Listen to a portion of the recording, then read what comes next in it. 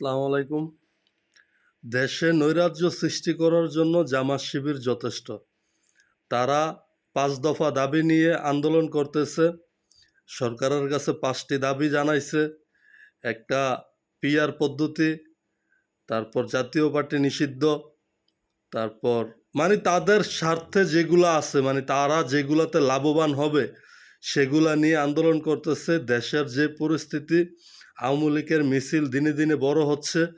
তো ওই প্রেক্ষিতে তারা যে আন্দোলনে নামছে, এইটা দেশে নৈরাজ্য সৃষ্টি ছাড়া আর কোনো কিছুই হবে না।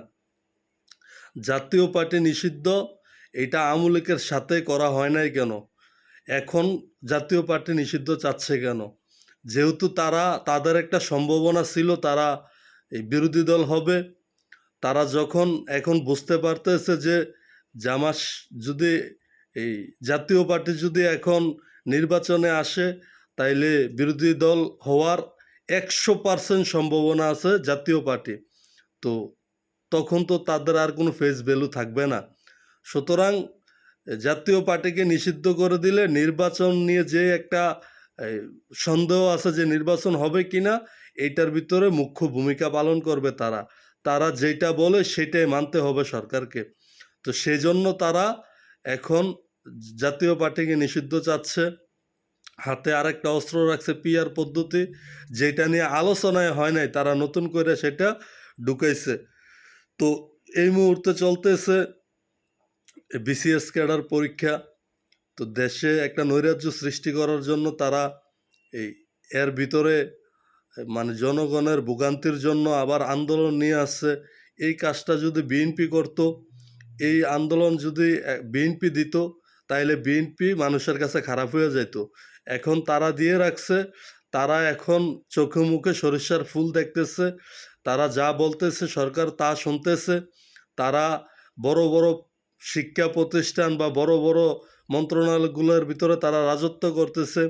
তো তাদের সুদিন বইতেছে।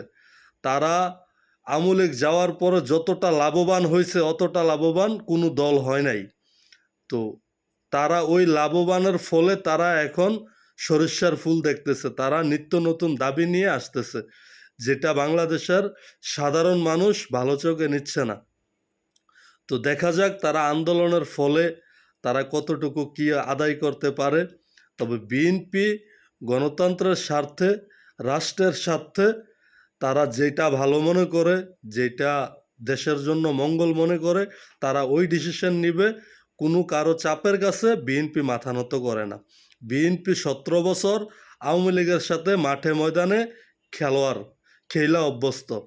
তাদেরকে এই ভয় দেখায় লাভ নাই যে আওয়ামী লীগ ফিরে আসবে। হচ্ছে না। বড় বড় মিছিল আওয়ামী লীগের কে ঠেকাইতেছে? এখন ঠেকায় না কেউ। তো বিএনপিরে জুজুর ভয় দেখায় লাভ নাই। বিএনপি ময়দানে মোকাবেলা করেন না দল। তো দেখা যাক তারা জনদুর্ভোগ করে কতটুকু দাবি আদায় করতে পারে। দেশকে একটা নৈরাজ্যর পায়তারা করতেছে, ইলেকশনকে বাধাগ্রস্ত করার পায়তারা করতেছে। যত দেরি হবে ততই তাদের জন্য ভালো। তো সেজন্য তারা দেশকে অস্থিতিশীল করতেছে। এটার ফলে যে দেশে একটা গৃহযুদ্ধ লাগবে সেটা তারা চিন্তা করতেছে না। এই